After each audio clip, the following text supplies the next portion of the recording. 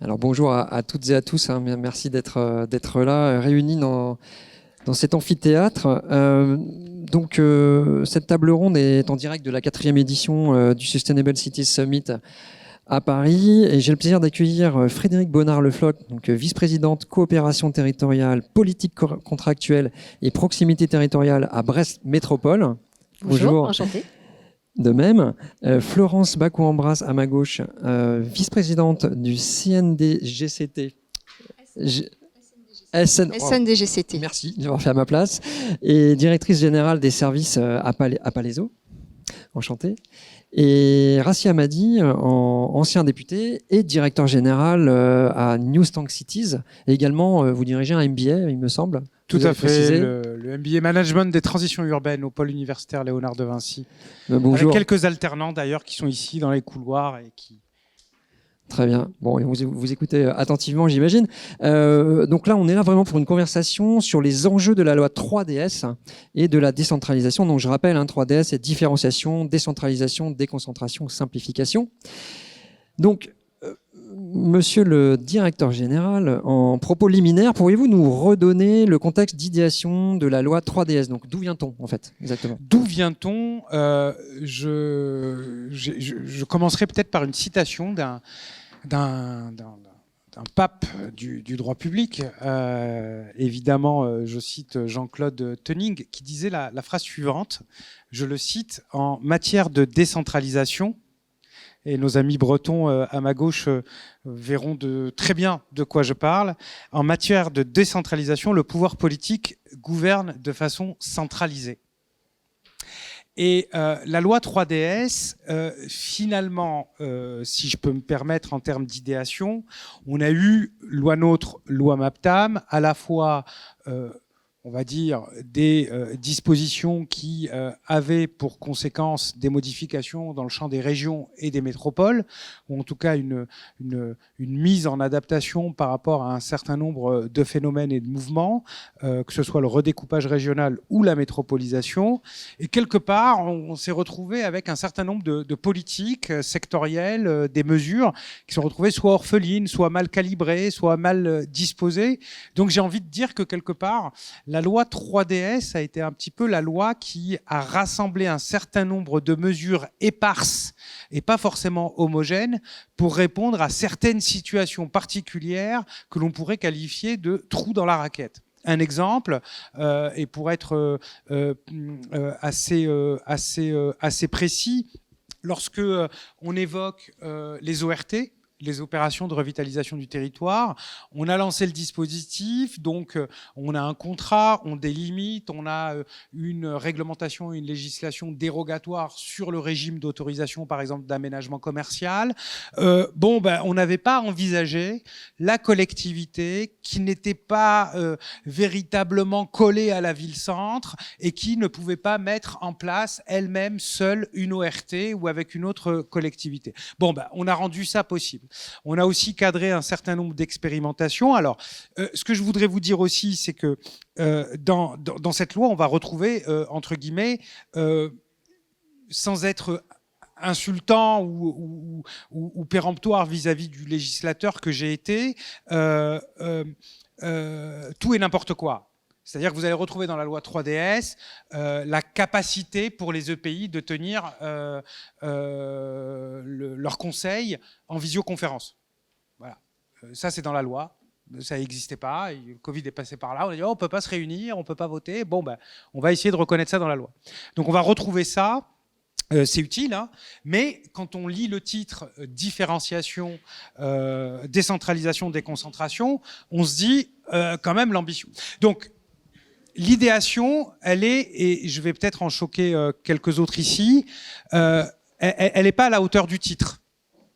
Lorsqu'on voit les sujets auxquels on est confronté, par exemple, si on prend la transition environnementale, la transition écologique, la mesure phare du texte, c'est l'adaptation du régime, là encore, légal et dérogatoire au PLU, les plans locaux d'urbanisme et les conditions permettant ou pas l'installation d'éoliennes à l'échelle des EPCI. C'est un peu limite. Sur les réseaux de chaleur, je rappelle qu'il y en a 700 en France, il faudrait qu'il y en ait 10 ou 15 fois plus au regard des objectifs du gouvernement. Bon, ce qu'on permet dans la loi 3DS à avoir directement avec ce sujet, c'est la capacité pour les régions d'aller chercher un certain nombre de financements qui aujourd'hui étaient plutôt gérés par l'ADEME et financés en projet. Donc ce que je veux dire par là, c'est que le regret, et j'en terminerai par ce point pour ne pas monopoliser la parole, c'est qu'aujourd'hui nous avons des politiques de transition à l'échelle urbaine qui nécessitent une intégration politique forte à l'échelle locale avec des chefs de file. Le terme chef de file n'existe à aucun moment dans la loi 3DS. Donc on a des problèmes, on a des situations particulières qui vont des questions de santé avec les conseils locaux de santé, en passant par la question de la loi SRU. Vous savez, c'est la loi qui oblige les 25% de logements sociaux, etc. Bon, cette loi, elle devait s'arrêter dans le temps, 2023-2024.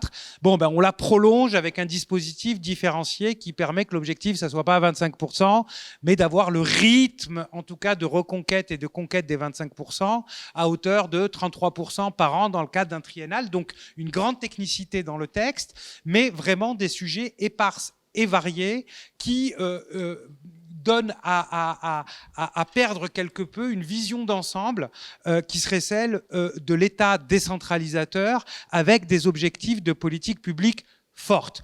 Pour en finir en une phrase que je vous livre un petit peu en exclusivité, parce qu'elle sera dans l'ouvrage que je publie à la fin du mois sur les 10 transitions urbaines et les défis pour la France de 2030, c'est que entre les politiques nationales bien identifiées et les politiques locales qui nécessitent une intégration forte au niveau des collectivités et des EPCI, on a une sorte de triangle des Bermudes de la politique publique où se perd la gouvernance.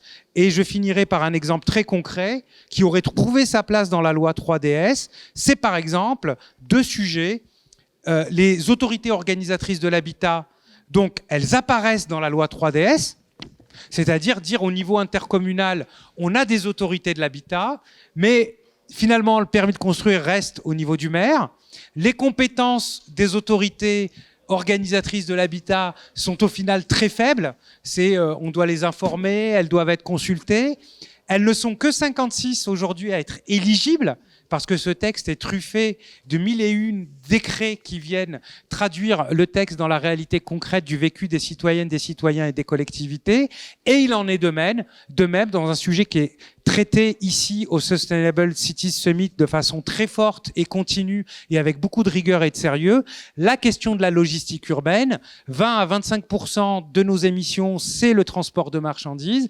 Eh bien, malgré la loi NOTRe, malgré la loi MAPTAM, malgré la loi 3DS, malgré la loi Résilience et Climat, nous en sommes aujourd'hui à une situation où on ne sait pas qui dirige la planification de la construction des surfaces qui doivent accueillir l'entrepôt du dernier kilomètre, la borne de recharge pour qu'on puisse livrer en zéro émission, par exemple, avec une répartition intelligente et équitable sur le territoire.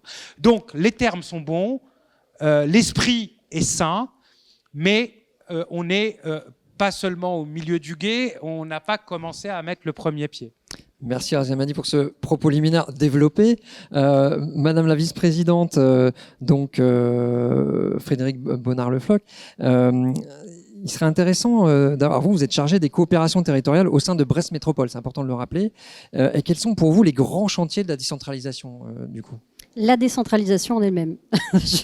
La fin de la pensée coloniale de l'État. Je pourrais vous en dire beaucoup parce que effectivement, je suis bretonne. Ouais, allons-y. Hein. Oui, non, mais je suis bretonne et ça veut dire qu'on a toujours souffert de cette image, de cette pensée coloniale de l'État vis-à-vis de ces territoires, notamment ceux qui ont une forte identité régionale et une capacité d'auto-organisation à l'échelle régionale importante du fait d'une culture partagée. Aujourd'hui, effectivement, comme l'a dit mon collègue, la décentralisation reste au milieu du gué. Et la loi 3DS est venue heureusement préciser un certain nombre de choses, adoucir, assouplir des rigidités dues aux empilements législatifs précédents. Mais on n'y est pas encore. C'est-à-dire qu'aujourd'hui, il faudrait faire souffler l'esprit parce que la lettre est morte de plus en plus. et au sein de Brest Métropole, on sait ce que c'est que les coopérations territoriales. C'est-à-dire, on sait ce que c'est que s'organiser entre nous, et quand je dis entre nous, c'est public, privé, associatif, citoyen, collectivité, pour rendre un service public intelligent, avec de l'intelligence territoriale dedans. Qu'est-ce que nous avons à faire face? On s'organise pour faire face aux problèmes qu'on rencontre, ou à la vision qu'on partage ensemble. Et tout ce qu'on attend de l'État aujourd'hui en matière de décentralisation, c'est qu'il nous laisse faire. Et c'est qui nous finance. C'est-à-dire qu'il y a une question de confiance et il y a une question de dimension relationnelle qui n'est pas là. On est toujours, de la part de l'État, dans cette vision très descendante, c'est-à-dire effectivement la décentralisation, c'est quelque chose qui se décide d'en haut et qui s'applique militairement avec des préfets, etc., etc. Aujourd'hui, ça ne peut plus marcher comme ça. Dans la transition, dans les crises, ça ne peut plus marcher comme ça. Et donc, moi, je fais partie, puisque je suis vice-présidente de la commission Alliance des territoires à France-Urbaine, avec mon collègue Louis Nègre, qui est aussi le président du GART. Et donc, on a porté auprès de Madame Gouraud, dans le cadre de la discussion de 3DS, un certain nombre de choses qui ont été reprises. Donc, le gouvernement a entendu. Et donc, c'est une loi qui est plutôt bienvenue. Mais on aimerait maintenant avoir un interlocuteur pour aller plus loin dans cette pensée de la décentralisation. Les chantiers, ils ont été cités. Comment je fais face à ce qui va nous tomber dessus, le ZAN, la ZFE, la sobriété. Jusqu'où on va contribuer à la sobriété? Moi, j'aimerais que l'État me dise, si c'est aux accords de Paris, c'est 2 tonnes. 2 tonnes, on mange plus de viande, on se déplace plus en bagnole. Enfin, c'est compliqué. Voilà, moi, je pense que la décentralisation, elle doit pouvoir venir nous outiller pour répondre à une vision partagée et qu'on ait un contrat. Ça, c'est le truc de France Urbaine, du projet partagé au contrat qui engage. Et voilà. Donc, à Brest, en tout cas, c'est comme ça qu'on voit la décentralisation. C'est élever le niveau de dialogue avec la région, avec l'État. Très bien, bon, je crois que le message est bien passé. Florence Bacou-Ambras, donc vous représentez, donc je le rappelle, le syndicat national des DG des collectivités territoriales. Et alors, qu'est-ce que la loi 3DS implique de manière très très opérationnelle pour les acteurs publics au quotidien? Alors, déjà, pour revenir sur le titre, effectivement, ça nous fait rêver. Et puis après, la réalité nous rejoint et c'est le territoire. Mais c'est une loi qui a néanmoins son utilité. Et elle répond à un besoin de différenciation du territoire et de coller aux besoins des élus en termes de proximité et en termes d'efficacité. Donc une loi de différenciation qui était attendue et utile. C'est aussi une loi qui assouplit, qui permet plein de choses, notamment en matière concrète. Et c'est évidemment... il y a plein d'impacts opérationnels et c'est d'ailleurs ce qui lui a été reproché parce qu'on lui reproche que c'est d'être une liste à la Prévert. Mais c'est une loi d'outils, c'est une loi d'ingénierie, c'est pas une loi de concept et de réforme institutionnelle. Il faut pas lui donner une autre vocation que ça. Donc elle a plein d'exemples, plein de mesures, de dispositifs que les collectivités dont les collectivités peuvent se saisir et qui sont extrêmement intéressantes pour nous. Vous avez parlé des éoliennes et de l'encadrement de l'installation via les PLU. C'était extrêmement nécessaire et c'était attendu.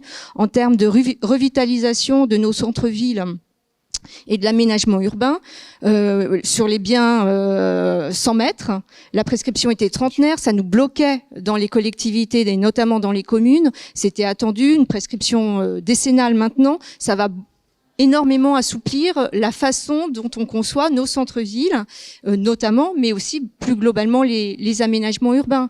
La convention de mixité sociale, vous avez parlé des 25% et de la loi SRU qui est effectivement prolongée, mais la convention de mixité sociale, le dialogue entre le préfet, le président d'Interco, le maire, qui permet de négocier les objectifs triennaux.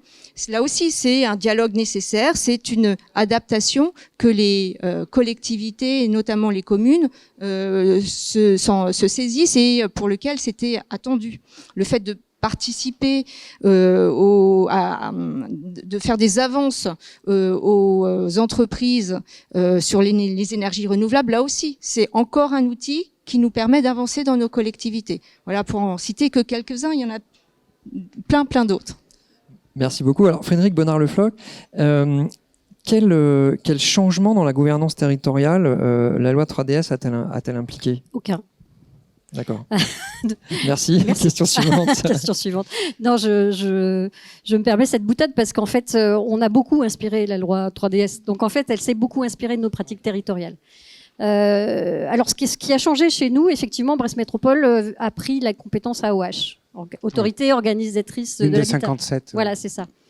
En fait, avec la première. C'est la première parce qu'on l'a fait dès le lendemain en fait de la loi. Et on avait mis beaucoup d'espoir dans cette. Voilà, on avait bien poussé avec France Urbaine. Bon, et puis ce qui restait dans la loi, finalement, est très en deçà de ce qu'on avait espéré. Néanmoins, alors comme on dit, l'appartement est vide, il faut le meubler maintenant. Qu'est-ce que c'est exactement qu'une AOH, etc. Quand nous, on est une collectivité qui maîtrisons le sujet de l'habitat depuis la fin des années 80. Je n'exagère pas. Depuis 1990. Il faut savoir qu'il n'y a pas de marché, par exemple, à Brest. Pendant très longtemps, il n'y a pas eu de marché immobilier. C'est-à-dire que s'il n'y avait pas d'initiative publique, il n'y avait pas de construction, il n'y avait pas de marché. Donc, on ne va pas tout faire avec le bailleur social. Donc, on a pris l'habitude, en fait, d'aller avoir des objectifs très ambitieux en matière de logement abordable, durable et de qualité, avec tous les acteurs possibles et imaginables, y compris les notaires, les promoteurs, les bailleurs privés, publics, les autres collectivités, et ça à une échelle assez grande, c'est-à-dire à une échelle à peu près au moins celle du bassin de vie. Donc on avait déjà cette gouvernance territoriale au niveau de l'habitat. Aujourd'hui, on voulait aller plus loin parce qu'on a la délégation des aides à la pierre, on met en œuvre le DALO pour le compte du préfet. Enfin, je veux dire, on en est vraiment très très loin dans cette question de décentralisation. On voulait aller plus loin, on voulait récupérer du financement à notre main. C'est-à-dire on voudrait maintenant que l'État décentralise le financement de ces grandes questions. On n'y est pas tout à fait. Vous voulez réagir? J'ai l'impression. On espère tous qu'on puisse bénéficier d'un certain nombre de financements et on sait très bien que ça va être compliqué pour tout le monde. Donc ça sera peut-être une prochaine étape dans une autre loi, mais pas celle-là. En tout cas, en termes de gouvernance, ça change quand même le fait que c'est une loi de dialogue. Ça rebat les cartes en termes de positionnement de chacun des acteurs locaux et ça nous donne des occasions de nous mettre autour de la table pour faire des diagnostics communs et inventer d'autres dispositifs que nous ne pouvions pas inventer auparavant parce que nous n'avions pas les outils techniques. Donc c'est une loi d'incitation et de dialogue et de partage. Donc tout reste à faire, et c'est pas si évident que ça. Mais les délégations de compétences, par exemple, ou sur des projets structurants, ou sur des compétences intercommunales, auprès de la région, auprès du département, ça nous permet vraiment de construire nos politiques différemment. Très bien. Alors, je vous rejoins en tout point sur ce que vous venez de dire, Florence, mais peut-être pour notre auditoire, redire que dans la vie concrète des élus, par rapport à mon propos liminaire, en effet, dans la pratique réelle, au quotidien, on a un certain nombre de mesures qui facilitent, entre guillemets, la vie et qui permettent de tracer des perspectives. Mon propos était aussi de dire que par rapport aux défis qui sont les nôtres, on est en attente quand même d'un texte aujourd'hui beaucoup plus ambitieux. Alors, je crois que l'exemple breton est très bon à prendre parce qu'en plus de ce que vous venez de dire sur l'exemple brestois qui est leader et la première ville qui a baptisé le dispositif d'AOH. Alors AOH aussi parce qu'on n'est pas tous spécialistes du sujet. Vous voyez les AOM. Donc une AOM, c'est le mieux de ce que l'on peut faire en termes d'autorité organisatrice à l'échelle aujourd'hui de ce qu'est le droit français. Une AOM peut préempter, un pouvoir de préemption. Bon, l'AOH, on en est loin aujourd'hui. C'est-à-dire que l'AOH dans le texte, c'est grosso modo, pour la première fois, la possibilité au niveau de l'intercommunalité, d'être consulté sur les programmes, d'avoir des grandes lignes avant le lancement de tel ou tel chantier. Bon, on est pouvoir réclamer du Pinel, par exemple. Voilà. Alors le Pinel, c'est ce que je voulais citer parce que. Oui. Alors pourquoi le Pinel? Parce que vous savez, le Pinel, c'est de dire dans telle zone, on va avoir droit au Pinel, dans telle zone non. Donc vous traversez la rue, vous avez le droit au Pinel. Vous traversez pas la rue, vous n'avez pas le droit au Pinel.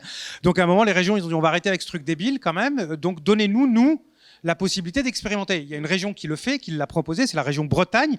D'ailleurs, là, depuis normalement une semaine, on devrait avoir le rapport d'évaluation de cette expérimentation, parce que le texte de loi 3DS a aussi une valeur très importante, et une vertu forte qu'il faut souligner ici, c'est qu'il vient consacrer dans la loi un avis du Conseil d'État qui dit qu'à partir du moment où on a expérimenté et que ça a marché, il faut appliquer.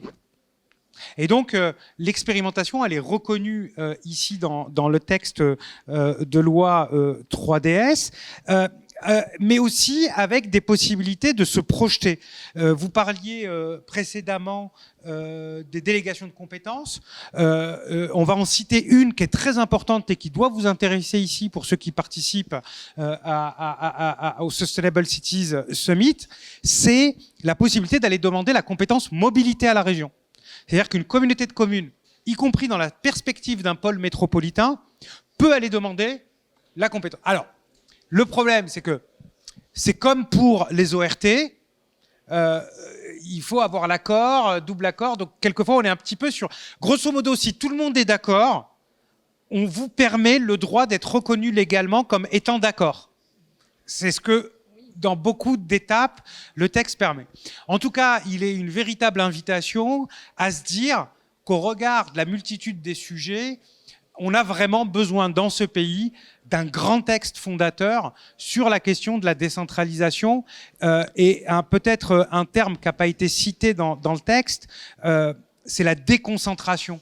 C'est-à-dire qu'à un moment donné, on a des enjeux, il faut qu'on puisse y répondre. Mais là, on a un problème, et je me tourne vers l'élu que vous êtes, vers la directrice générale des services que vous êtes, c'est qu'on l'a vu dans la loi 3DS, vous avez les maires qui ont un point de vue, vous avez les patrons d'intercommunalité qui ont un point de vue, vous avez les patrons de région qui ont un point de vue, et déjà que la somme d'intérêts particuliers n'a jamais fait automatiquement un intérêt général, on se retrouve à vouloir gérer des injonctions contradictoires pour mettre tout le monde d'accord et avoir une commission mixte paritaire qui permette d'adopter le texte avant l'élection présidentielle. Mais au final, le citoyen, il n'a pas été pris à témoin, ça serait très difficile sur un texte aussi complexe que celui-là, mais on a vraiment besoin d'une grande loi citoyenne de décentralisation et d'efficacité de mise en place des politiques publiques en lien avec les acteurs privés dans le domaine énergétique, environnemental, mobilité, logistique. On ne peut plus attendre. Merci beaucoup, Razia Madi. On va finir par une dernière question. On a dépassé le temps, hein, mais une question importante, c'est quelle est la prochaine étape selon vous? Alors vraiment rapidement, et peut-être à chacun de... Non, vous c'est bon. Je pense que je viens d'y répondre. Oui, c'est vrai. Une dernière, donc la prochaine étape, effectivement, qu'on peut imaginer donc dans la décentralisation. Alors déjà, je crois qu'on va être d'accord, madame. Moi, je pense que la prochaine étape, c'est une loi sur la contractualisation qui donne aux collectivités, enfin, la responsabilité qui doit être la leur. C'est une loi de maturité de la décentralisation qu'il nous faut. Cette loi d'ingénierie est une loi d'ingénierie et elle a son utilité et nous la prenons. Mais prenons un petit peu de hauteur et donnons la possibilité aux collectivités d'utiliser le contrat. Frédéric Bonnard. Merci beaucoup. En tant que spécialiste de la contractualisation, je plus sois, mais il n'y a pas besoin de loi. Faut arrêter avec les lois. Enfin, je suis désolée, allez, je prends le contre-pied. Allez, je fais mon rôle de l'avocat du diable. L'esprit plus que la lettre. Enfin, je veux dire, la loi, si ça sert à pas faire, j'en veux pas de la loi. Non, mais voilà, on est d'accord. Deuxième contre-pied, j'ai besoin de l'État. J'ai besoin de l'État. J'ai besoin d'un État fort. Ah, moi, bretonne, décentralisatrice, machin, mais j'ai besoin d'un État fort. Le TGV, je peux pas me le payer toute seule. Enfin, le train, en général, même les petites lignes, etc. Mais mes grands enjeux en termes énergétiques, on est en bout de ligne, on est soumis peut-être à des coupures de délestage parce qu'on n'a pas de centrale nucléaire chez nous. Eh ben, je peux pas faire sans l'État. La santé, je vais pas me la payer. J'ai un CHU de très bon niveau. Moi, Brest, 8 communes. Pauvre, enfin dans le sens où mon potentiel fiscal il est rien du tout. Je vais pas me le payer. L'université, j'ai une université de plein exercice, 30 000 étudiants, je vais pas me le payer. Donc moi j'ai surtout besoin d'un État fort dans son régalien, qui sait exactement ce qu'il fait, où il va et qu'est-ce qu'il finance, et puis qui arrête de faire redescendre sur les territoires, j'allais dire, des injonctions de plus en plus fortes à produire du service public de redistribution. aussi de plus en plus fort parce qu'on restreint l'accès aux ressources. Et ben, il faut faire de la justice sociale, sinon bonnet rouge, gilet jaune, tout ce que vous voulez tout de suite. Donc, moi, j'ai besoin d'un État fort pour pouvoir faire mes coopérations, mon alliance des territoires, mon intelligence territoriale et mobiliser mes ressources sur place. Aujourd'hui, il n'y a plus de patron. Je suis désolée, je parle au préfet, il n'y a plus personne dans les préfectures. Et puis, de toute façon, c'est le préfet, voilà, enfin, en ce moment, c'est terrible. C'est terrible. Donc j'ai besoin d'un État fort parce que nous, si on veut être responsable dans nos territoires, y compris transpartisans, limites administratives, etc., adresser les sujets aux bonnes échelles, bah, moi je dois parler à quelqu'un qui décide. Là, et pas qui décide de... C'est vraiment très un intéressant. peu sur la bien question. Sûr, non, mais je comprends. Voilà. Non, mais on a vraiment explosé le temps. C'est le cas de le dire. Donc on a d'autres tables rondes derrière, mais vraiment merci beaucoup. On peut continuer la discussion après. Je vous remercie beaucoup pour cette conversation. C'était très passionnant. C'était passionné d'ailleurs. Voilà, bonne journée à tous. Merci à tous.